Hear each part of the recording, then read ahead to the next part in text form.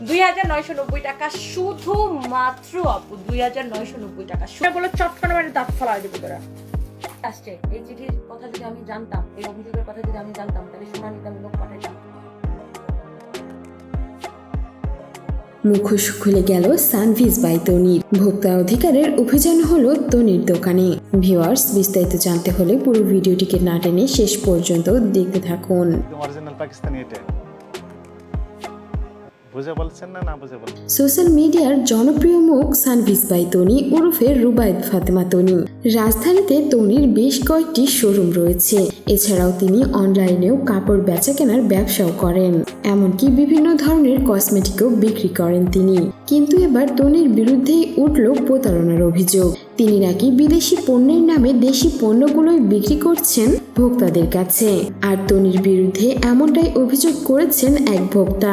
রাজধানীর পুলিশ প্লাজায় সানভিজ বাই তনির দোকানে ভোক্তা অধিকারের অফিসাররা এসে অভিযান চালিয়ে এর সত্যতাও পেয়েছেন। সেখানে গিয়ে তারা পণ্য আমদানির কাগজপত্র দেখতে চাইলে তারা সেটা দেখাতে ব্যর্থ হন। ভোক্তা অধিদপ্তর থেকে জানানো হয়েছে, পোশাক বিক্রির লাইসেন্স নিয়ে এখানে নাকি অবৈধভাবে তনি বিভিন্ন ধরনের কসমেটিকও বিক্রি করতেন।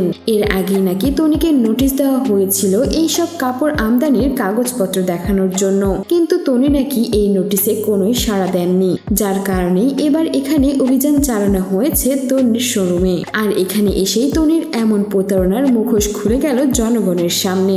বিদেশি পণ্যের নামে তিনি দেশি পণ্য বিক্রি করেন।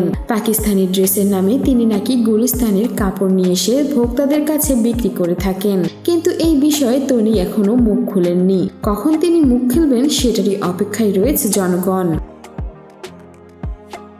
সো ভিউয়ার্স, এই ছিল আমাদের আজকের ভিডিওটি কেমন লাগলো? আর সানভিজ বাই তনির এমন কর্মকাণ্ড নিয়ে আপনার কোনো মন্তব্য থাকলে জানাতে পারেন আমাদের কমেন্ট বক্সে।